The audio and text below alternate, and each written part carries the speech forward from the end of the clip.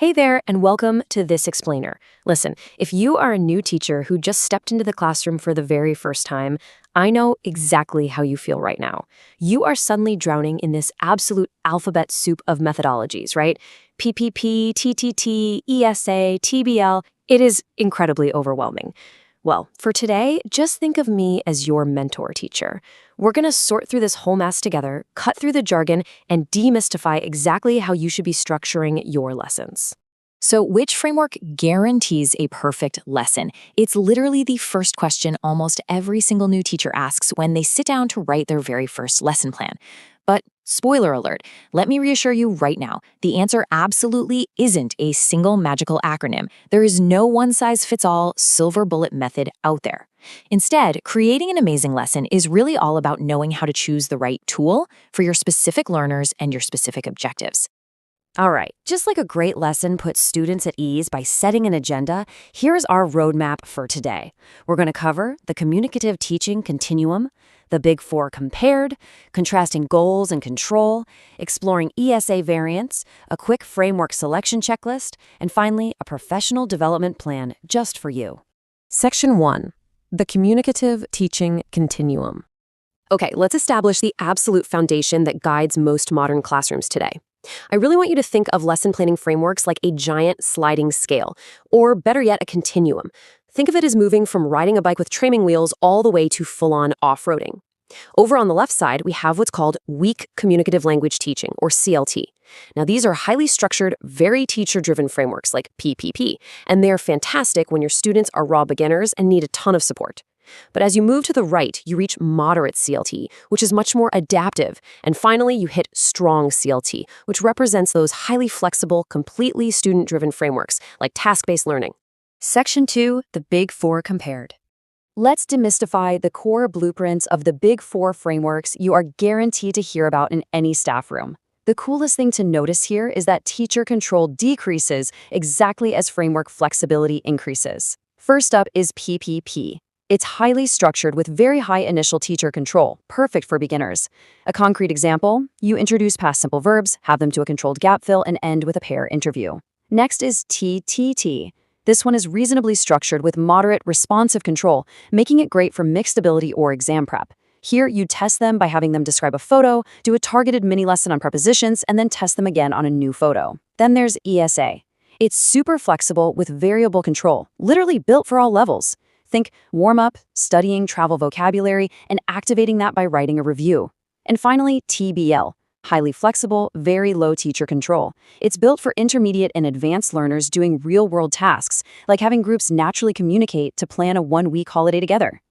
So, what is the actual primary goal of each one? Well, PPP is all about ensuring accuracy before fluency. It's all about that systematic scaffolding.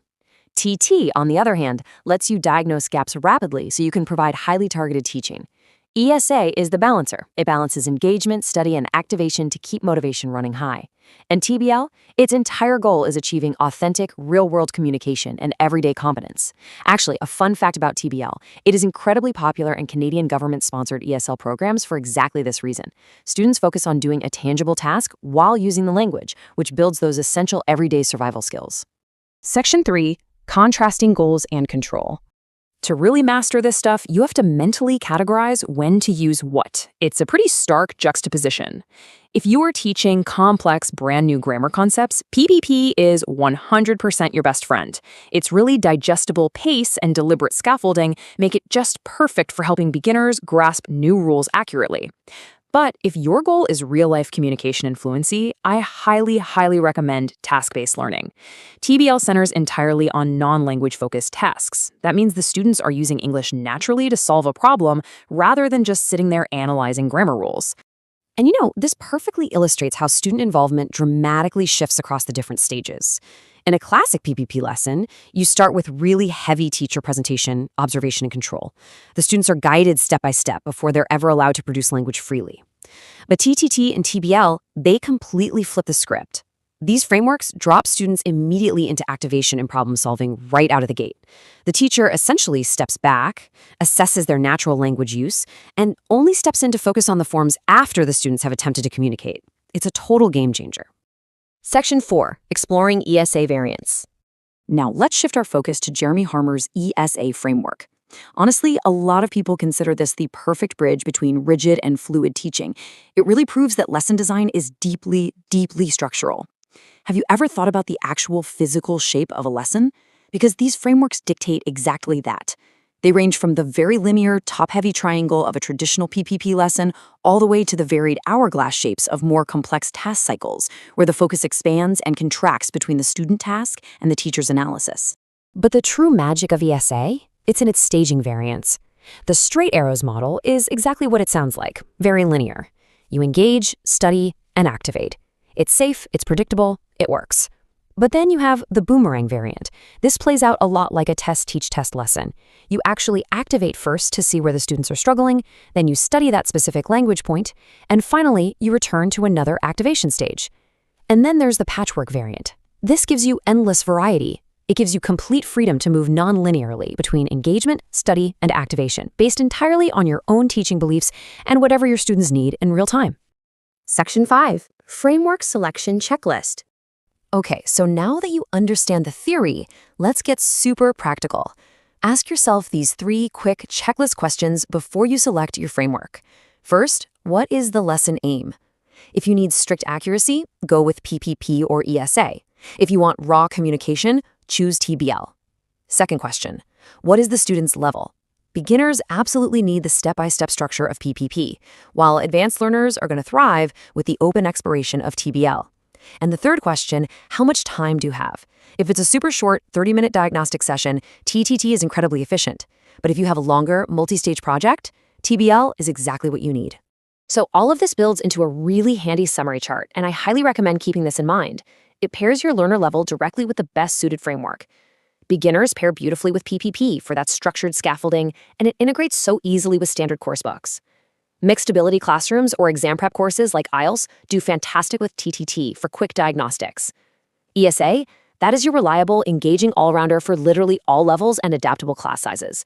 And finally, for your intermediate or advanced learners focusing on fluency and real problem solving, TBL is absolutely your ultimate tool.